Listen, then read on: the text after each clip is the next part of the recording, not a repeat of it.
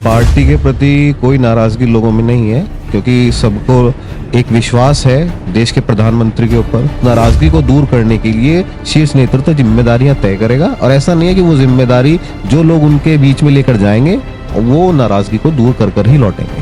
तो मुख्यमंत्री जब शामली में आए थे तो उन्होंने चौधरी साहब को भी कहा, वीरेंद्र सिंह जी को भी कहा कि आप तो 10 जिलों में कम से कम प्रचार के लिए जाइए। तो वो तो बहुत बड़े औरा के लोग हैं, टिकट तो एक ही व्यक्ति को मिलना था। हम सब भी उसी में थे। मनीष भाई लगातार क्षेत्र में संघर्ष कर रहे थे, हम भी उनके साथ कंधे से कंधा मिला के चल रहे थे। गुर्जर बिरादरी जो भी है हमेशा राष्ट्र हित में फैसला लेती है, और आपने पूर्व के चुनाव में भी देखा होगा कि गुर्जर जो है राष्ट्रवाद से जुड़ा हुआ समाज है।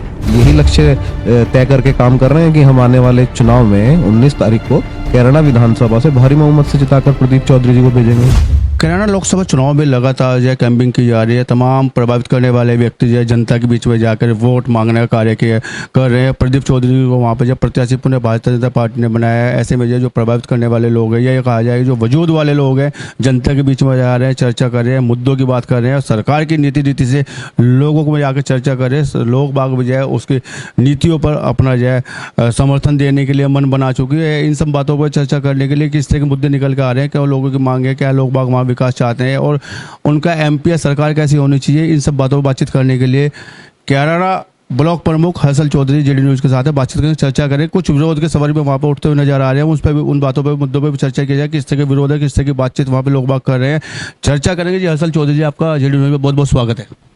धन्यवाद अनुज जी, आपका भी बहुत बहुत स्वागत है, और आपकी पूरी टीम का बहुत बहुत स्वागत है। धन्यवाद। मैं शुरुआत यहीं से करता हूं। अगर बात की जाए, ये ब्लॉक प्रमुख होना माना जाता है कि आदि विधानसभा का मालिक हो जाता है, मतलब बहुत बड़ा क्षेत्र आपके उसमें आ जाता है, और बहुत प्रभावित करने वाले लोग माने जाते हैं प्रमुख होना भी। यही कहा जाए पूरे कैराना लोकसभा में आप जाके काम कर रहे हैं, पुराने लोकसभा में जाके काम कर रहे हैं, किस तरह के लोगों को जो है बातें निकल कर आ रहे हैं, किन किन मुद्दों पर आप जो है प्रत्याशी के बीच लेकर, अपने प्रत्याशी को लेकर जनता के बीच जा रहे हैं?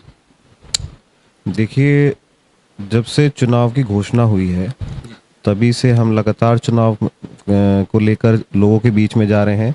पार्टी द्वारा कार्यक्रम सभी तय किए गए हैं, और पार्टी जो भी जिम्मेदारी कार्यकर्ता के रूप में, जनप्रतिनिधि के रूप में, और जो जो जिम्मेदार लोग क्षेत्र के हैं, उन सभी लोगों की जिम्मेदारी पार्टी ने तय कर दी है, और सभी लोग पार्टी को आगे बढ़ाने का काम कर रहे हैं। जी, अगर देखा जाए तो जो कुछ लोगों का मानना ये है, ये कहा जाएगा किन मुद्दों को लेकर जो लोगों में नाराजगी है, वो नाराजगी को कैसे मैनेज करने का काम किया। वो जातिगत नाराजगी हो सकती है, या विकास को लेकर नाराजगी हो सकती है, या जो जनप्रतिनिधि है पिछले 5 सालों से वहाँ पे पार्टी ने जिता के, लोगों ने जिता के जो पार्टी हाईकमान या कहा जाए सदन में भेजने का काम किया, उनके प्रति कोई नाराजगी, उसको कैसे मैनेज, और किस तरह की नाराजगी है?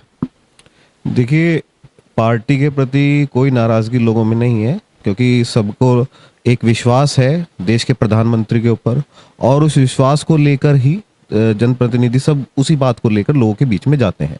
रही बात प्रत्याशी के रूप में विरोध की, ऐसा नहीं है। बहुत बड़ा क्षेत्र है, बहुत बड़ी लोकसभा है, ऐसा नहीं है जनप्रतिनिधि कोशिश नहीं करता। जनप्रतिनिधि की यही कोशिश रहती है कि वो लोगों के बीच ज़्यादा से ज़्यादा रहे, लोगों के काम ज़्यादा से ज़्यादा करे।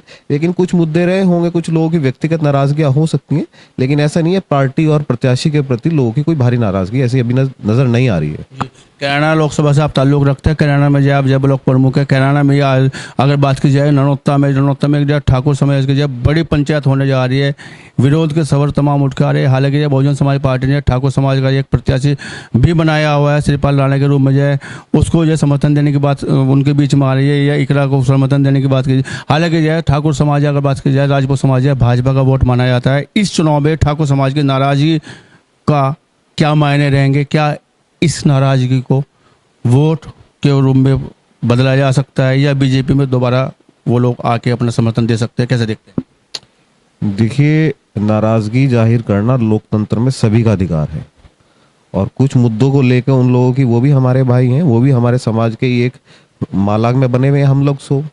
तो ऐसा नहीं है कि कुछ ज़्यादा नाराज़गी भारी, अगर उन लोगों में कुछ नाराज़गी का स्वर देखने को मिल भी रहा है, उसे आने वाले निकट भविष्य में हम बैठकर निपटाने का काम करेंगे। तो ऐसी कोई बात नहीं, पंचायत करनी चाहिए। लोकतंत्र में सबको अधिकार है, लोकतंत्र में आवाज़ उठाने का अधिकार है, अपनी बात रखने का अधिकार है।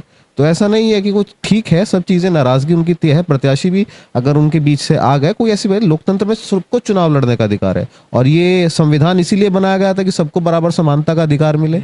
तो ऐसा नहीं है कि कुछ ज़्यादा बड़े विषय होगा, पंचायत हो जाए कोई बात नहीं, लेकिन वो समाज हमेशा से बीजेपी के साथ रहा है, क्योंकि वो लोग राष्ट्र की बात करते हैं, राष्ट्र की भावना से जुड़े हुए लोग हैं। तो ऐसा नहीं है कि वो ज्यादा दिन पार्टी से या पार्टी प्रत्याशी से नाराज नहीं रहेंगे, ऐसा नहीं है। मैं निकट भविष्य में सोचता हूँ कि उनसे भी अच्छे ही परिणाम निकल कर आएंगे। एन चुनाव के मौके पर जो इतनी बड़ी जो पंचायत करना है, उसको पंचायत के रूम में जो अपना विरोध दर्ज कराना जाए, क्या नहीं लगता कि जो इस चुनाव पे जो किस तरह का को फर्क पड़ने वाला है ठाकुर समाज की इस पंचायत से?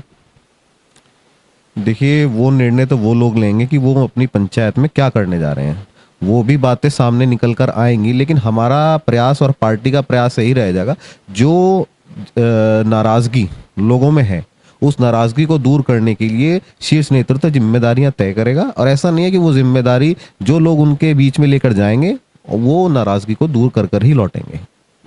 अगर बातचीत की जाए कि जो भाजपा से जो कैराना लोकसभा के लिए मनीष चौहान भी टिकट के बड़े दावेदार थे, टिकट नहीं हो पाया, क्या वहाँ पे जो गुर्जर समाज में भी किस तरह की नाराजगी या विरोध के सवाल उठते हुए नजर आ रहे हैं इस चुनाव में? देखिए, मनीष भाई इस लोकसभा में एक बहुत बड़ा चेहरा है, और मैं समझता हूँ कि लोकसभा में नहीं, उनका दायरा उत्तर प्रदेश में है।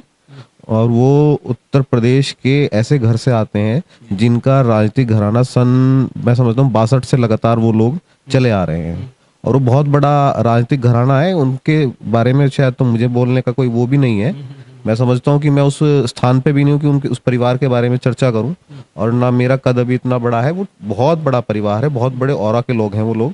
और उनकी कोई एक लोकसभा में नहीं, उनकी अभी जब मुख्यमंत्री आए हुए थे, तो मुख्यमंत्री जब शामली में आए थे तो उन्होंने चौधरी साहब को भी कहा, वीरेंद्र सिंह जी को भी कहा कि आप तो 10 जिलों में कम से कम प्रचार के लिए जाइए। तो वो तो बहुत बड़े औरा के लोग हैं, उनकी जिम्मेदारी उत्तर प्रदेश में पूरे जहाँ जहाँ जहाँ हमारे समाज के अन्य समाज के, मतलब उनका तो बहुत बड़ा औरा है, उस पर हम चर्चा नहीं कर सकते। उन्होंने तो बहुत बड़ी राजनीतिक विरासत है। टिकट नहीं मिला का कोई विरोध निकल के आ रहा है? देखिए, टिकट तो एक ही व्यक्ति को मिलना था, हम सब भी उसी में थे। मनीष भाई लगातार क्षेत्र में संघर्ष कर रहे थे, हम भी उनके साथ कंधे से कंधा मिला के चल रहे थे। लेकिन जो पार्टी का निर्णय है वो उसका स्वागत मनीष भाई भी करते हैं, मंत्री जी भी करते हैं। नहीं, विरोध की बात हो रही है कि स्वागत तो आप कर रहे हैं, लेकिन विरोध अगर जनता के बीच में देखा, कुछ विरोध है या नहीं है, या उसको मैनेज किया जाने का काम किया जा रहा है? पार्टी के कार्यकर्ता के रूप में पार्टी जो भी जिम्मेदारी मनीष भाई की, माननीय मंत्री जी की जो जिम्मेदारियां तय करेंगी, और कुछ नाराजगी अगर लोगों में भी होंगी तो ऐसा नहीं है वो लोग दूर करेंगे। वो पार्टी के सच्चे सिपाही हैं और पार्टी जिम्मेदारी उनकी तय करेगी। और वो ऐसा नहीं है कि अपनी विधानसभा में अपने क्षेत्र से भारतीय जनता पार्टी को भारी बहुमत से जिता के भेजेंगे।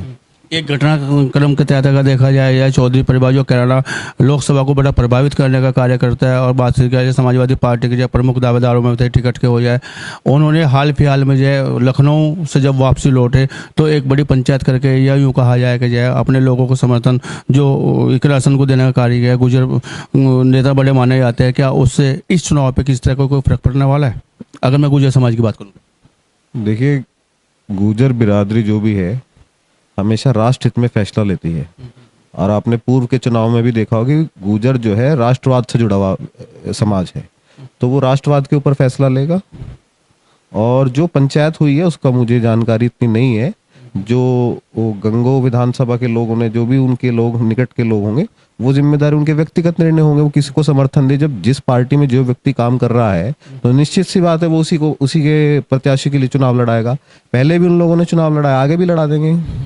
इकरा हसन जब जो है कैराना से नज़दीकी वास्ता रखती है, कैराना के परिवार से जुड़ी है, बड़े राजनीतिक घराने से जुड़ी है, और हर्षल चौधरी वहाँ से प्रमुख हैं वर्तमान में। हर्षल चौधरी से क्या उम्मीद की जाएगी, या भाजपा प्रत्याशी को कितने % वोटों से जिता के भेजना काम हर्षल चौधरी करेंगे? देखिए, हमारी जिम्मेदारी कैराना ब्लॉक और कैराना विधानसभा में है।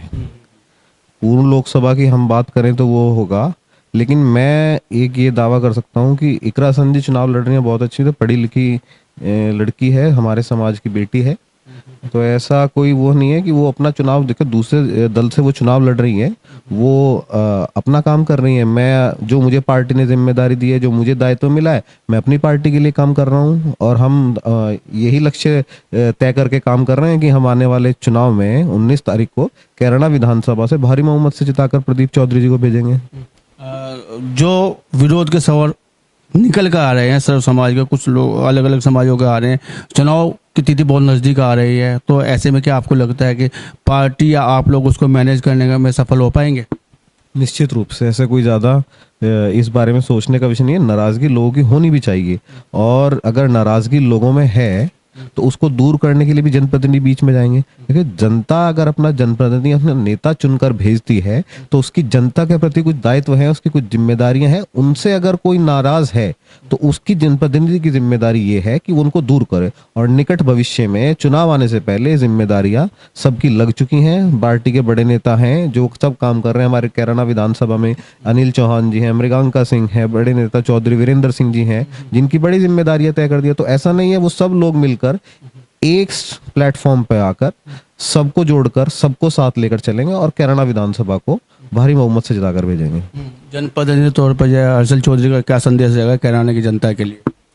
कैराना की जनता के लिए यही है कि मैं सबसे पहले तो मैं सभी को यही कहना चाहता हूँ कि आने वाले चुनाव में सौहार्दपूर्ण तरीके से चुनाव में वोटिंग करें, वोटिंग परसेंटेज अपना ज़्यादा बढ़ाएं, और सभी से यही निवेदन है कि आपसी भाईचारा सभी का बना रहे। और चुनाव 19 तारीख को है, भारतीय जनता पार्टी के पक्ष में मतदान करने की अपील करता हूँ। तो ये थे हर्षल चौधरी, इनका कहना है कि जो कैराना विधानसभा की अगर बात करें, हालांकि कैराना लोकसभा की बात इन्होंने कही है, लेकिन मुख्य रूप से जो है कैराना विधानसभा की इन्होंने कहा कि प्रचंड जीत के साथ जो है प्रदीप चौधरी को जिताकर भेजने का काम किया जाएगा, और लोकसभा पुनः भेजने का काम ये दावा कर रहे हैं। आपको बातचीत करने के लिए बहुत बहुत धन्यवाद। जीडी न्यूज की सभी वीडियोस देखने के लिए यूट्यूब पर सब्सक्राइब कीजिए जीडी न्यूज चैनल को, और फेसबुक पर वीडियोस देखने के लिए जीडी न्यूज चैनल को लाइक और फॉलो करें। धन्यवाद।